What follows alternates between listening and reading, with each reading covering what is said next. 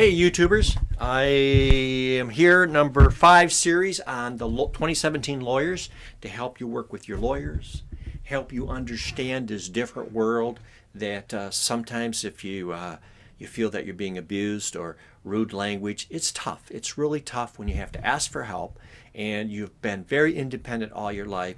My intent is, and I fall short, I have a blue collar background. I've seen it with my own parents, and so I'm trying to help you, okay? If it's not working, subscribe and give me some negative feedbacks. I got 2 feedbacks, they were spam. I thought, wow, I got an attention, I like it. So don't forget to talk about the staff behind us that are helping put this on, because I can't do this alone. The will. And lawyers are looking, watching. You've always heard this. Hey, I need a will because I want to avoid probate. Your will is your letter to the judge on how you want your property to pass upon your death. It's the path to the court. Now, I'm not saying you don't want a will. And in Michigan, the state will write a will for you if you don't. But your will is your letter to the judge in its simplest forms. Judge, this is how I want you to administer the property that I own upon death.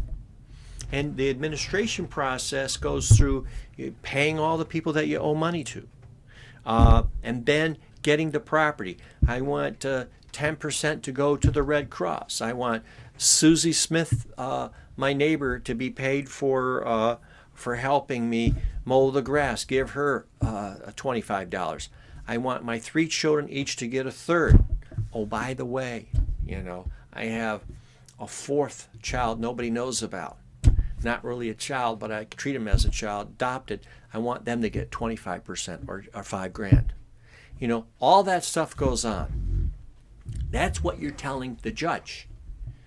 Now, so the will is not saying this is how I avoid probate. The will is how you want things to be administered upon death, what you own. And typically upon death, what people own, the greatest asset they own is their home. And then they have a car, and they have bank accounts, and they may have life insurance, and they may have, now they have maybe internet assets, digital assets. But home, car, financial accounts is the major assets that people own, okay?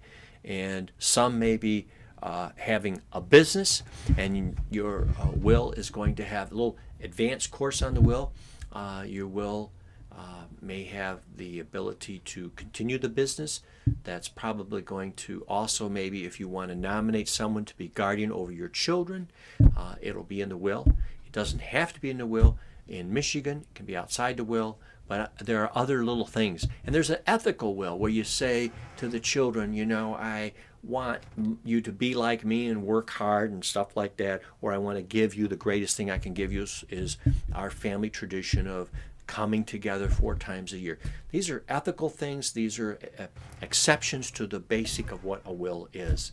And so you don't do a will to avoid probate. You don't do a will to stay away from probate and stay away from attorneys. That's the scope that I want you to understand, okay? And in the United States, I don't advise it. There are many forms of wills. We'll go into that in the advanced course. Can you do a will in handwriting? Can you have an oral will? Can you type it up if it's not in your own handwriting? These are all for another course. I'm not answering them here. But the will I want to get across to you. I have so many people come and knock and say, I want a will. Why? Because I want to avoid probate. Doesn't avoid probate, okay? That's a different analysis. Your will is the letter to the judge how you want property to go upon your death. You got that? That's very simple, and we're going to go to the next step. These are one of the tools that the lawyer helps you with. And I want to leave you with, I think I put this in the other tape.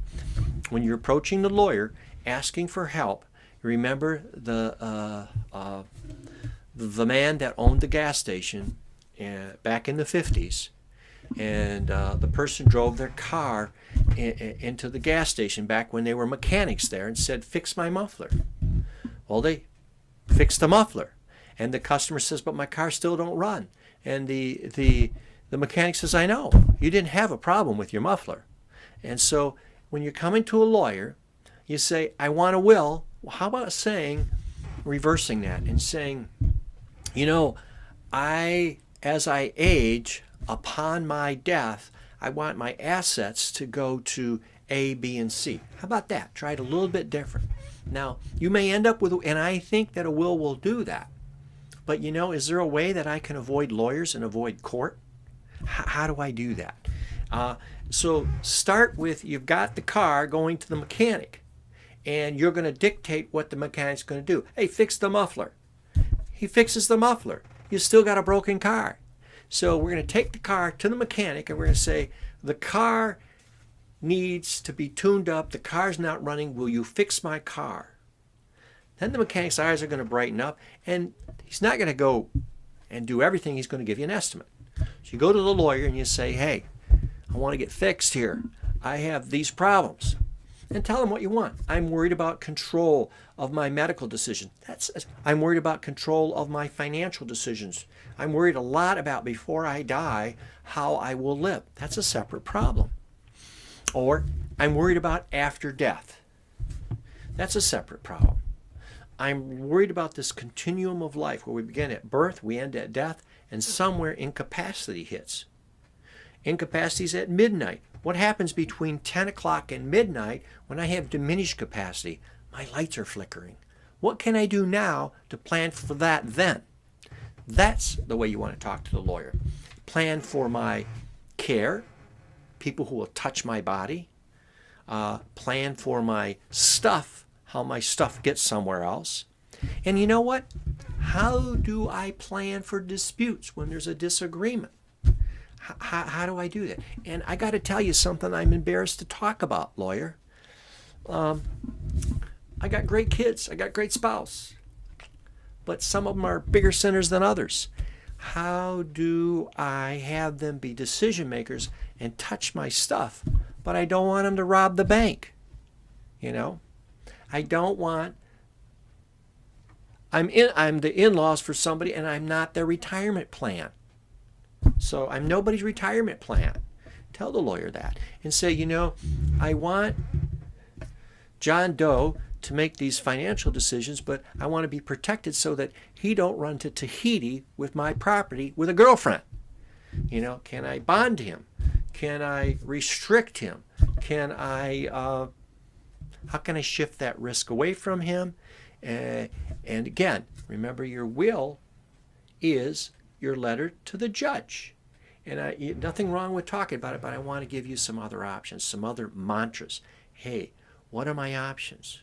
What's the difference between an estate plan and long-term care plan? What's the difference? Lawyer, these are the things these are my fears. These are my thought process. You can write them down on a short list. And I hope this has been helpful. The goal for this short tape was to introduce you to what a will really is and to get you thinking on how to communicate, increase your communication so that you and your lawyer talk and generate good ideas. Okay? All right. As number 5, we're going to go to the next tape. Stay tuned. We're going to go to the power of attorney.